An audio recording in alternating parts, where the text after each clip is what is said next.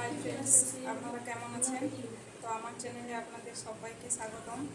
তো একদিন আগে তো জামাই ষষ্ঠী গেল, আমার মনটা খুব খারাপ ছিল, কারণ আমাদের এই যে ছাদ হচ্ছে, এই যে দেখুন ছাদের কাজ হচ্ছে, এই জন্য মানে আমি বাবার বাড়ি যেতে পারিনি। তো যেমন যেতে পারিনি, আমার কর্তামশাই কিন্তু এটা বুঝতে পেরেছে। সে বললো যে চলো আজকে মেলা দেখে আসি, আমাদের গ্রামে মেলা বসেছে, বৈশাখী মেলা। তো ওখানে মেলা দেখতে গিয়েছিলাম। তো যাই হোক, এই করে দিনটা কেটে গেল। তারপরে আজকে দেখলাম আমার ইউটিউবে 100 সাবস্ক্রাইব পূরণ হয়েছে, তাই আনন্দিত।